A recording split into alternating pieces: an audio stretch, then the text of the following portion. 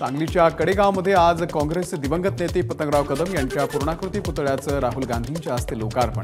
शरद पवारांसह अनेक नेते हजर राहणार, उद्धव ठाकरे मात्र गैरहजर। सांगलीच्या कडेगावमध्ये राहुल गांधींच्या प्रमुख उपस्थितीमध्ये होणाऱ्या सोहळ्यासाठी हायटेक मंडप। कार्यक्रमाच्या ठिकाणी जय्यत तयारी, आमदार विश्वजित कदम यांनी घेतला आढावा। पूजा खेडकरच्या जामीन अर्जावरती आज सुनावणी। पूजा खेडकरनं बनावट सर्टिफिकेटचा वापर करून आयएस पद मिळवल्याचा आरोप। महायुती सरकारचा ड्रीम प्रोजेक्ट असलेल्या शक्तीपीठ महामार्गाला अखेर ब्रेक। शक्तीपीठ महामार्गाच्या भूसंपादनाची अधिसूचना रद्द करण्याचा निर्णय।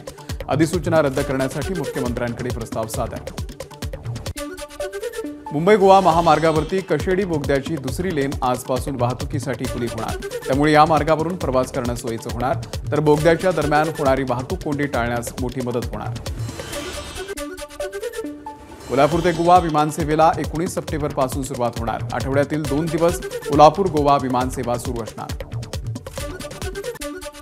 गणेश उत्सवासाठी कोकणात जाणाऱ्या चाकरमान्यांना टोल माफी। आजपासून 19 सप्टेंबरच्या दरम्यान टोल माफीचा निर्णय। वाहतूक कोंडी आणि परिवहन विभागाकडून मिळणार पास। अकोल्यामध्ये लालबागच्या राजाचं मंडपामध्ये आगमन। गेल्या 39 वर्षांच्या परंपरेप्रमाणे शहरामध्ये लालबागच्या राजाची मिरवणूक। टाळ मृदंगाच्या गजरामध्ये वारकरी मिरवणुकीत सहभागी। लातूरमध्ये नुकसानग्रस्त शेतीची मुख्यमंत्री आणि उपमुख्यमंत्र्यांकडून पाहणी। नुकसानग्रस्त भागाचा लवकरात लवकर अहवाल बनवला जाणार, मुख्यमंत्री एकनाथ शिंदेंची माहिती। परभणीच्या बोरगव्हाण आणि वझूरमध्ये आदित्य ठाकरेंकडून नुकसानीची पाहणी। शेतकऱ्यांशी साधला संवाद। एबीपी माझा, उघडा डोळे बघा नीट।